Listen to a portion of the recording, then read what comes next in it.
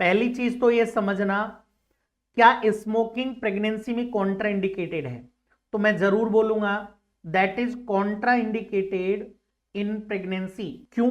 बात देखिएगा सर, क्योंकि जब एक प्रेग्नेंट महिला बेटा स्मोकिंग करेगी तो उसके जो लंग्स हैं उस लंग्स में जाएगी कार्बन मोनोऑक्साइड। और सर कार्बन मोनोऑक्साइड जो होती है ये टेरेटोजेनिक गैस है, because it cross the placental barrier. बता देता हूं, क्रॉस द प्लेसेंटल बैरियर, ये प्लेसेंटल बैरियर को क्रॉस कर जाती है और ये क्रॉस करके आप ध्यान रखना बच्चे की तरफ चले जाती है। That goes to foetus, goes to foetus blood. और बच्चे के ब्लड में ऑलरेडी मौजूद है हीमोग्लोबिन, ऑलरेडी मौजूद है ऑक्सीजन, और बेटा पहुंच गई है सीओ कार्बन मोनोऑक्साइड। बेटा ये जनरली हीमोग्लोबिन के साथ जुड़ती है ऑक्सीजन, पर जब कार्बन मोनोऑक्साइड पहुंच जाती है तो कार्बन मोनोऑक्साइड जो होती है इसकी बाइंडिंग कैपेसिटी, बेटा binding capacity with oxygen, oxygen के साथ इसकी बाइंडिंग कैपेसिटी 200 टाइम मोर होती है then oxygen.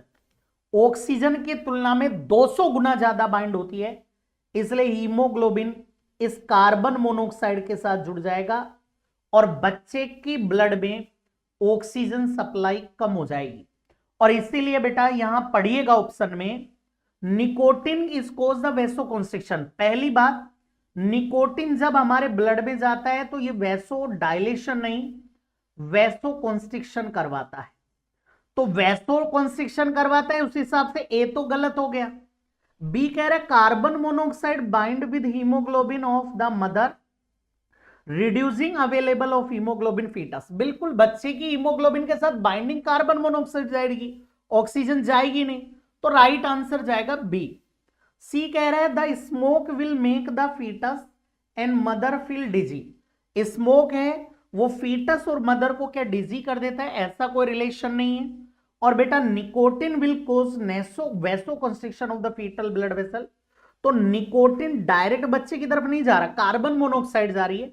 Nicotine is cause the vasoconstriction in the maternal women, not foetus, in the maternal women.